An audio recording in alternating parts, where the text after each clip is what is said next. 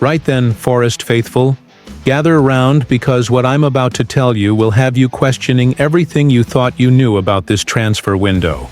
We're 5 days out from deadline day, and whilst everyone's been watching the arrivals at the city ground, something far more dramatic has been brewing behind those closed doors. Something that could change the entire trajectory of our season. Picture this.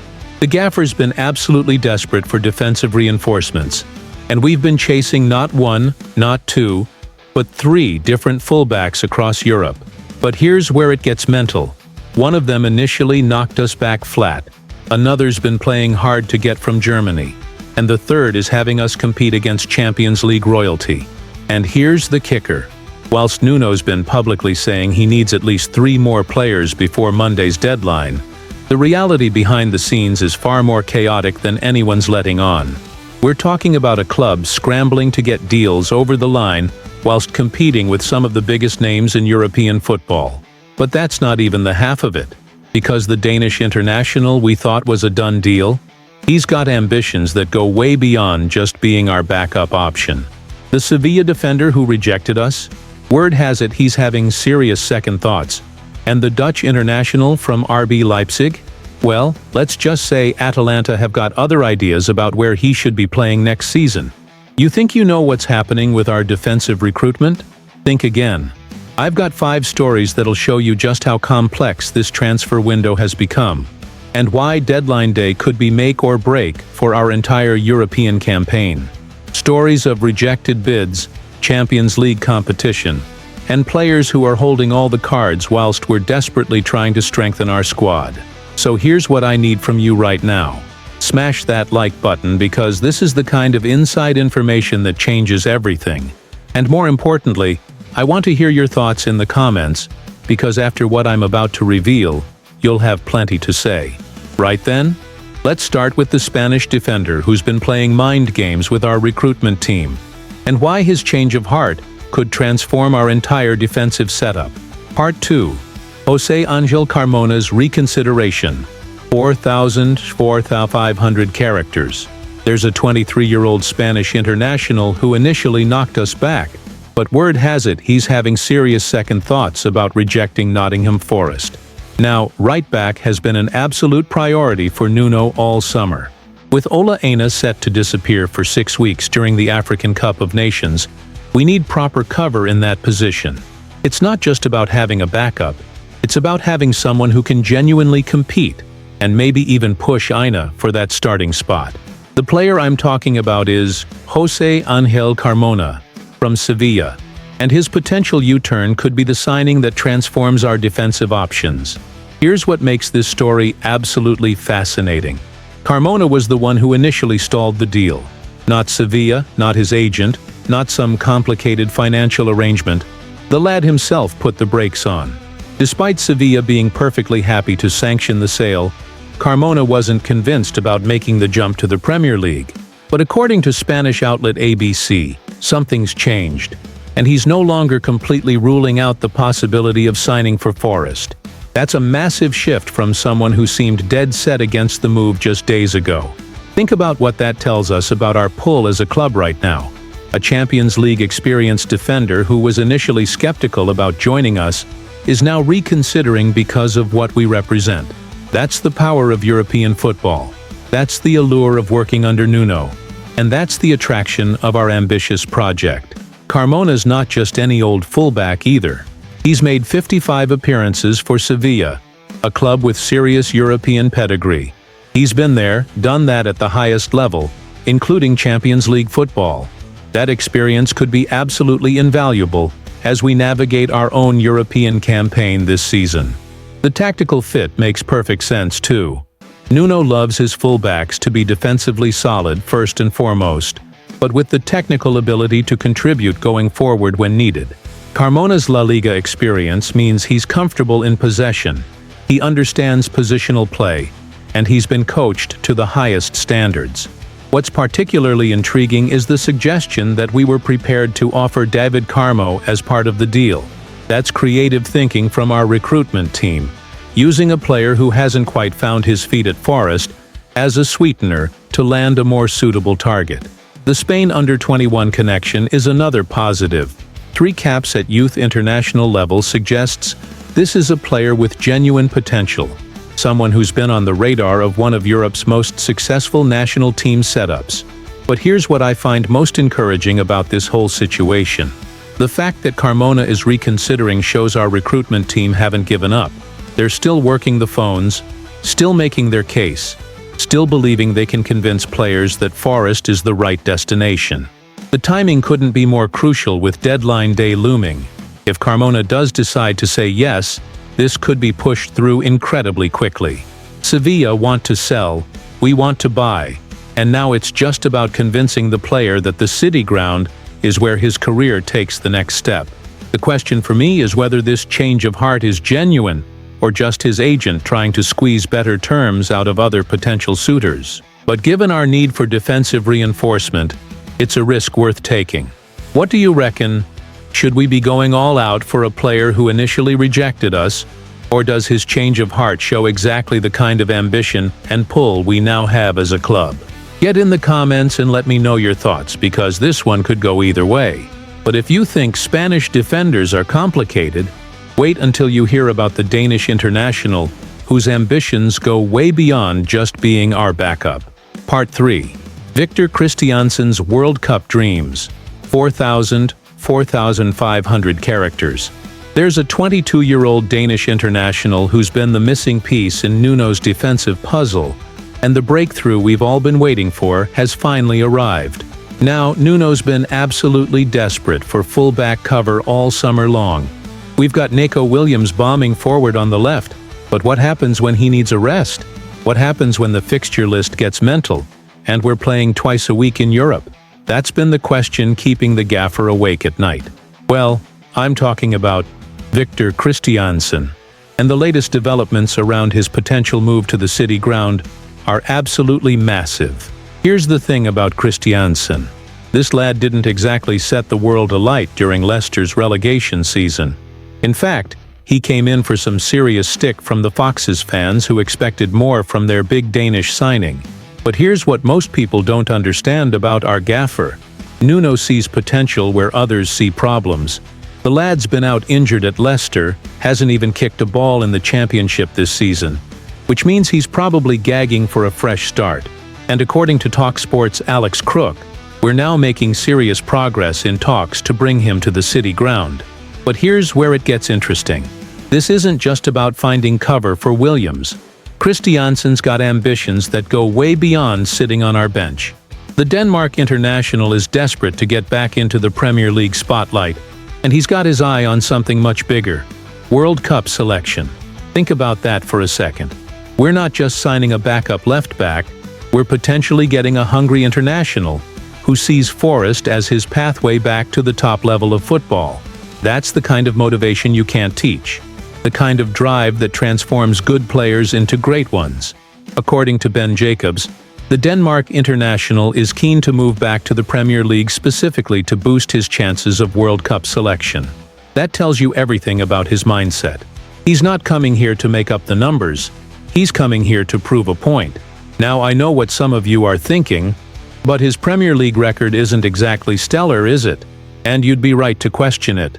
But remember what Nuno did with players like Max Kilman at Wolves? Sometimes all it takes is the right coach believing in you. The beauty of this potential signing is timing. Leicester are in the Championship. They've got financial pressures. And Christiansen's probably looking at our European adventure thinking, that's where I want to be. He needs us as much as we need him. What I love about this story is that it shows our recruitment team are thinking smart, not just splashing cash. We're targeting a player with international pedigree who's got something to prove. That's exactly the profile that tends to thrive under Nuno's management. The World Cup angle adds another layer of motivation. Denmark qualified for the last tournament, and with the next one coming up, Christiansen knows he needs to be playing regular Premier League football to have any chance of getting selected. That desperation to succeed could be exactly what we need. Nuno isn't going to swap Williams for Christiansen straight away, but the competition for places will only make both players better.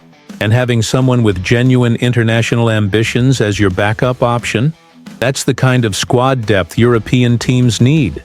The fact that he struggled at Leicester might actually work in our favor.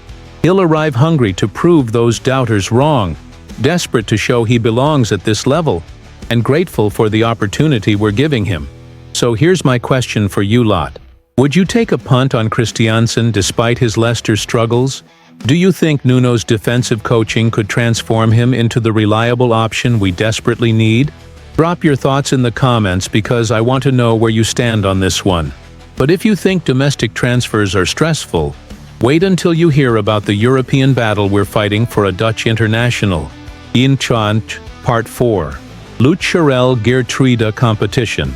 4,500 characters. Right, this next story involves a 25-year-old Dutch international whose Premier League dreams are caught between two very different European projects. And we're not the only ones trying to rescue his career. The situation I'm about to break down shows just how competitive the modern transfer market has become, especially when you're trying to sign players from clubs who don't necessarily want to sell. We're talking about a defender whose reputation has taken a battering, but whose potential still has some of Europe's biggest clubs circling. I'm talking about Luchtscharel Geertruida from RB Leipzig, and the battle for his signature could define our entire defensive recruitment strategy. Here's the background that makes this story so compelling. Leipzig spent $20 million to sign Geertruida from Feyenoord just 1 year ago, after chasing him for several seasons. The lad himself was buzzing about the move, famously saying he was finally at RB Leipzig. But fast forward 12 months, and it's been an absolute disaster. Geertruida has gone from being valued at $32 million to just $20 million in the space of one season. He's drifted in and out of Leipzig's starting 11, failed to establish himself under their previous manager, and now under new boss Ole Werner. He's not even getting minutes. 0 game time in their competitive fixtures this season. That's how far his stock has fallen. But here's where it gets interesting for us. A player who was worth $32 million 18 months ago is now available, potentially on loan with an option to buy. That's the kind of opportunity that doesn't come around very often, especially for a versatile defender with 17 caps for the Netherlands. The problem? We're not the only ones who've spotted this opportunity. Atalanta have entered the picture, and they've got something we simply can't match. Champions League football. Not just any Champions League football either. They finished third in Serie A last season, they're an established European force, and they can offer Geertruida the kind of platform he needs to rebuild his international career. According to German journalist Philipp Hinze, conversations have already started between Atalanta and Leipzig. That puts us on the back foot immediately. Because when you're competing against Champions League clubs, you're not just competing on wages. You're competing on prestige, on European exposure, on the kind of career progression every ambitious player wants. Fabrizio Romano has confirmed that we've contacted Leipzig about Geertruida, which shows our interest is genuine. But contacting a club and actually landing the player are two very different things, especially when you're up against Serie A royalty.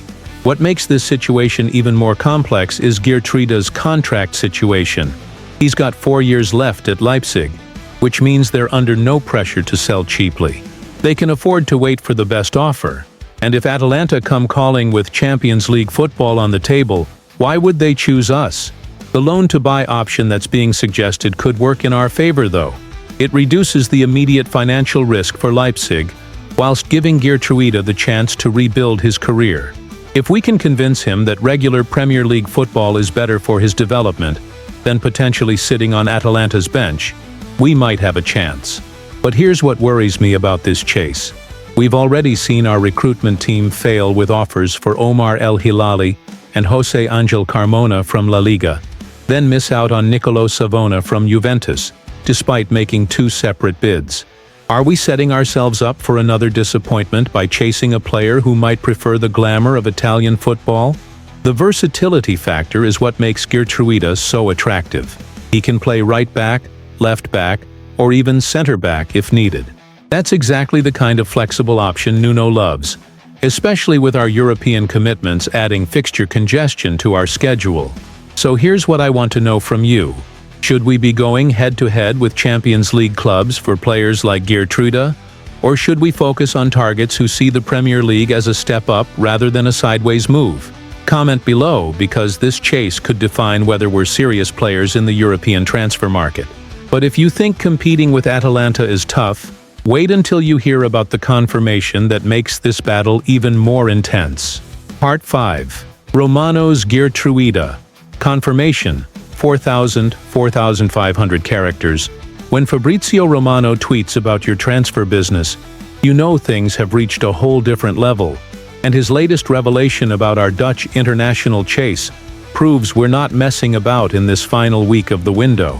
The transfer guru himself has confirmed something that changes the entire narrative around our defensive recruitment, and it involves a player whose career is at a crossroads between Premier League ambition and European disappointment. Romano's confirmation that we've made contact with RB Leipzig about Lucharel Geertruida isn't just another rumor. It's official verification that our scouting network has identified a genuine opportunity in the German market. Here's what makes Romano's involvement so significant. He doesn't waste time on speculative nonsense. When he reports contact between clubs, it means serious conversations have taken place. Phone calls have been made, terms have been discussed, and both parties are taking the situation seriously enough to engage properly. The timing of this confirmation is absolutely crucial too.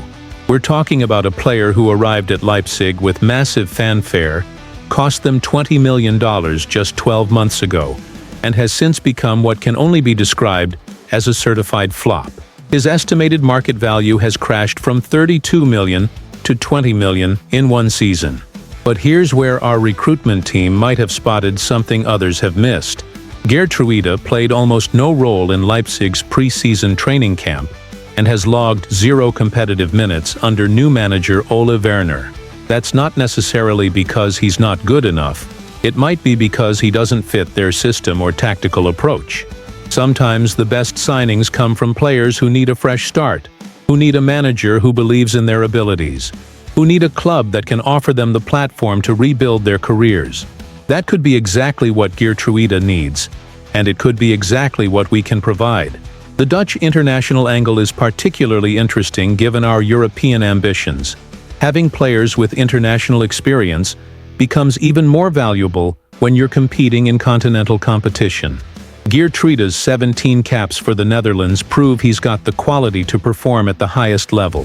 What Romano's confirmation also tells us is that we're not being passive in the transfer market. Despite missing out on other targets like Omar El Hilali, Jose Angel Carmona, and Nicolo Savona, our recruitment team are still identifying and pursuing alternative options. That shows the kind of determination and flexibility you need in modern football. The versatility factor can't be overstated either. Leipzig originally signed Geertruida because he can play across the entire back line. Right back, left back, center back. That's exactly the kind of squad player Nuno needs for European football, where fixture congestion means you need reliable options in multiple positions. But Romano's confirmation also highlights the challenge we're facing. He's not just reporting our interest, he's likely aware of other clubs monitoring the situation too. Atalanta's involvement means this isn't going to be straightforward, and Champions League football is a powerful draw for any ambitious player. The loan-to-buy structure that's been suggested makes perfect sense for all parties. Leipzig get to reduce their wage bill whilst potentially recouping some of their investment. Geertruida gets regular football to rebuild his reputation. And we get a quality defender without the massive upfront commitment. What's particularly encouraging is that Leipzig seem open to letting him leave. When you've invested $20 million in a player, and he's not getting minutes under a new manager, keeping him around serves nobody's interests. They need him playing somewhere to maintain his value. The question is whether we can move fast enough and offer the right package to beat Atalanta to his signature. Serie A clubs have a reputation for being shrewd negotiators, but we've got the Premier League platform and Nuno's track record with defensive players. Romano's confirmation might just be the catalyst that turns interest into action. When the world's most reliable transfer journalist starts reporting your business, other clubs take notice, and things can accelerate very quickly. So here's what I want to know. Does Romano's involvement give you more confidence that we can actually land Geertruida? Or does it just confirm that we're in a battle we might not win? Let me know in the comments, because when Fabrizio starts tweeting about Forest, things are about to get very interesting indeed. But speaking of getting interesting, let me tie all these stories together and show you what they really mean for our transfer window. Gabriel, Part 6. The bigger picture and deadline day reality. 4,500 characters. Right then, let's step back and look at what all these stories really tell us about where Nottingham Forest stand as we approach one of the most crucial deadline days in our recent history. We've covered 3 different defensive targets, each representing a different challenge in the modern transfer market. And together they paint a picture of a club that's ambitious, but also learning some hard lessons about competing at the highest level. The Carmona situation shows us the power of persistence. A player who initially rejected us is now reconsidering, which proves that sometimes in football, timing is everything. But it also highlights how difficult it can be to convince players that the Premier League is the right step, especially when they're comfortable in familiar surroundings. The One Christiansen chase demonstrates our ability to identify players with something to prove. A Danish international desperate for World Cup selection sees Forest as his pathway back to prominence. That's exactly the kind of motivation we need in our squad. Players who understand that European football doesn't come around very often. And the Geertruida battle with Atalanta exposes the reality of modern football. Even when we identify perfect opportunities, we're competing against clubs with Champions League pedigree and the financial power that comes with it. Romano's confirmation makes it real, but it also makes the competition more intense. What ties all these stories together is Nuno's desperate need for defensive reinforcement. He's publicly stated he wants at least 3 more players before Monday's deadline. And with Victor Christiansen potentially sorted on the left, the right-back position becomes absolutely crucial. The concerning pattern here is our strike rate with defensive targets. We've missed out on Omar El Hilali. Jose Angel Carmona initially rejected us. We couldn't match Juventus's demands for Nicolo Savona, and now we're competing with Champions League clubs for Geertruida. That's a lot of near misses for a club that desperately needs reinforcement. But here's what gives me hope. The fact that we're being linked with players of this caliber shows our recruitment network is operating at a higher level. We're not scrambling for championship cast-offs or panic buys. We're targeting international players from major European leagues. The Atalanta competition for Geertruida is particularly revealing. It shows that despite our rapid rise, we're still not quite at the level where top players automatically choose us over established European powers. That's not a criticism, it's just reality. Building that kind of reputation takes time. What Monday's deadline will really test is our ability to close deals under pressure. All the scouting and contact making in the world means nothing if you can't get signatures on contracts when it matters most.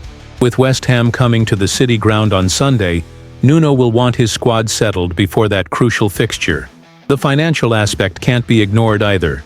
We've already invested heavily this summer with Douglas Luiz, Omari Hutchinson, James McAtee, and Arno Calamwendo. Adding quality defenders at the prices being quoted for these targets represents another significant commitment to our European project.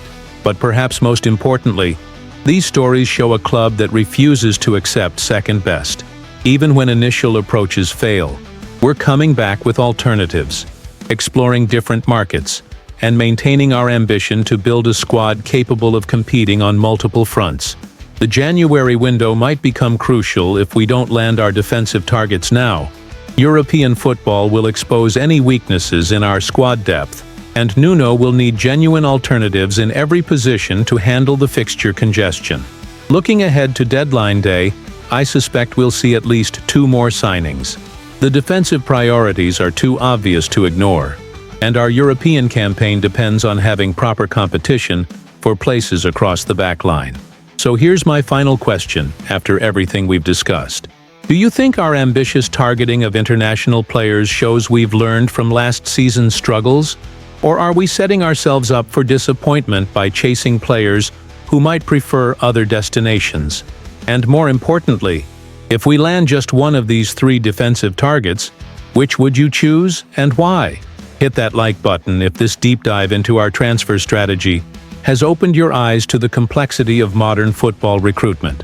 Subscribe if you want more analysis like this as deadline day approaches, and get in the comments, because I know you've got strong opinions about which direction the club should go. The next 72 hours will define not just our squad for this season, but our reputation in the European transfer market for years to come. Forest faithful, it's going to be a wild ride to deadline day.